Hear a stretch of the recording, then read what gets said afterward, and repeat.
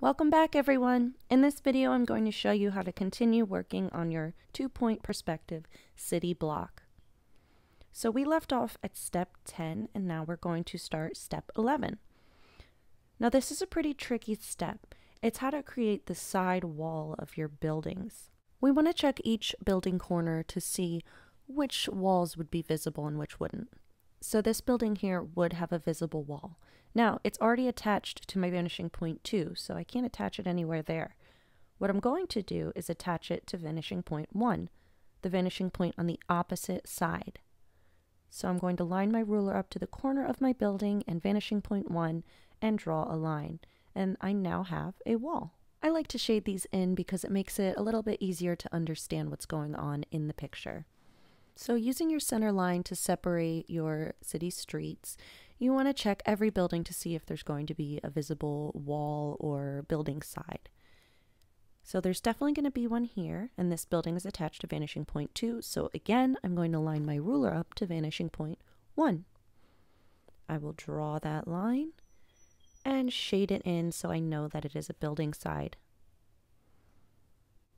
I'm going to have a wall on this building as well, but I'm not going to draw it all the way. What I want to do is draw it just a bit, then stop. I'll draw it straight down, and now I have a thinner building. I have one more on this side, and it's going to be my last building.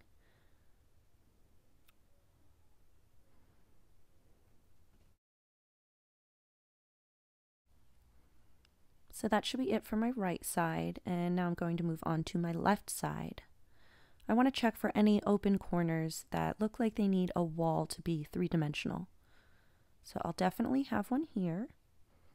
This time we're attaching it to vanishing point 2, not vanishing point 1 anymore.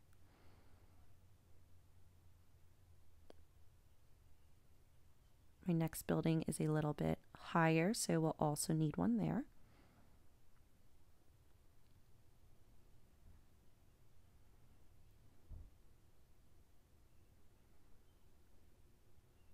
This one will not have a visible wall, but 2 down from it will.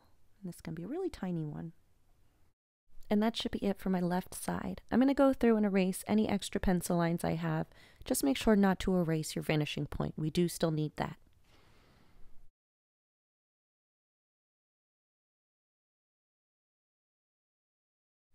We're going to repeat that next to vanishing point 2 and just erase the additional lines that go towards it.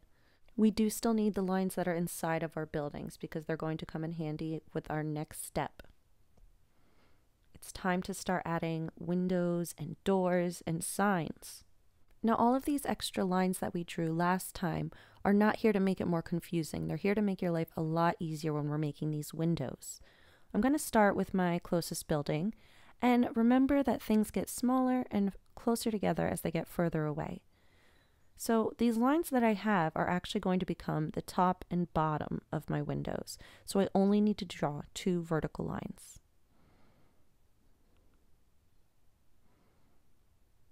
And now I have my first window. I can just darken my planning line and it's in perspective. My next window, I'm going to do the same thing. I just want them to be slightly thinner.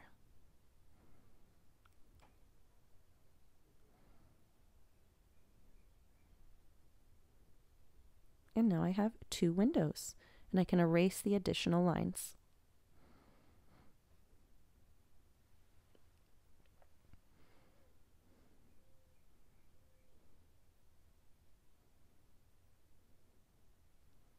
I'm going to show you that again on the other side. Closest to that center line, you're going to have a slightly wider window. You do not have to draw the top and bottom of the window because those lines are already drawn for you. And again, my window that is further away will be slightly more narrow. It might help here to use your pencil to darken any of the lines that separate your buildings. Sometimes this makes it a bit easier to understand.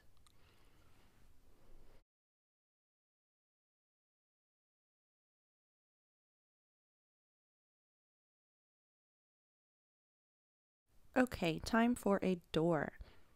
Now this step is very similar to the step that we did to create the windows. I don't need to draw the top and the bottom line of the door. I just need to draw my vertical lines on either side and then darken the lines that are already there.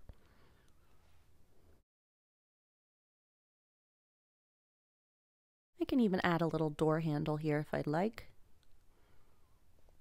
For our next set of windows, I'm going to show you how to make them smaller. If you don't like how tall the windows are in the first building, you can get shorter windows by lining your ruler up to the connecting vanishing point, drawing an additional line, and then using that as the top instead.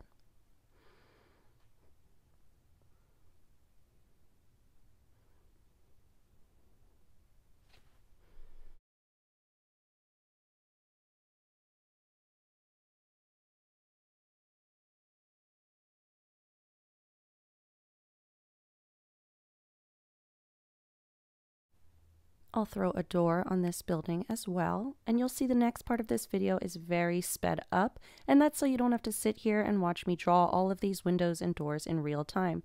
I want you to draw your own windows and doors on each building. Feel free to get very unique and creative with these. They do not all have to be squares and rectangles. You can do triangle shapes, you could do circle windows, you can have unique doors. That's totally up to you. Here I'm going to show you an optional step.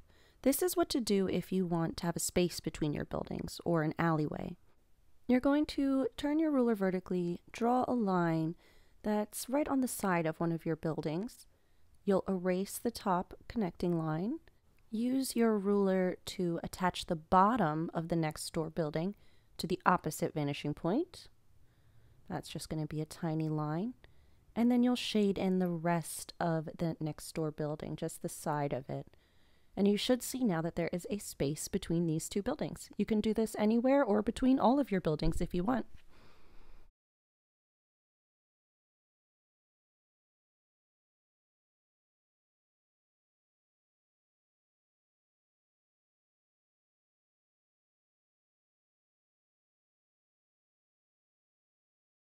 Now it's time to add our sidewalks. We're going to use our ruler and just lengthen that center line a bit.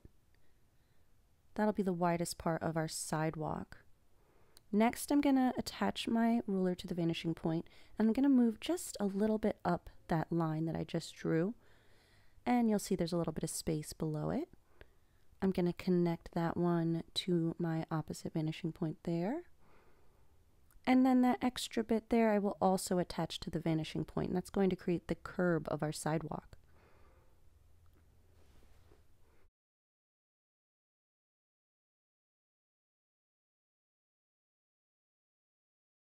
To add our lines into our sidewalk, you don't just want to add random up and down lines. That won't look right. You want to imagine that any horizontal line that you would be drawing in this artwork would be attached to a vanishing point.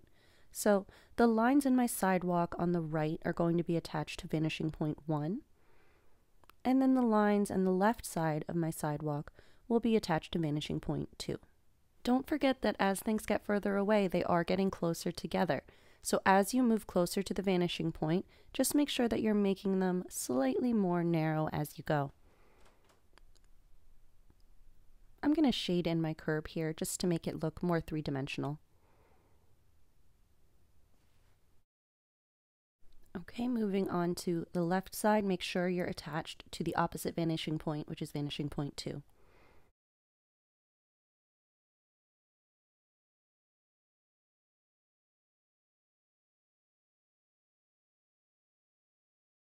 And that is where we will leave off this week. Next week, I'm going to show you how to really personalize your buildings by adding extra details, and we can even decorate them towards a specific theme if you'd like to. All right, everyone. Until next time, bye-bye.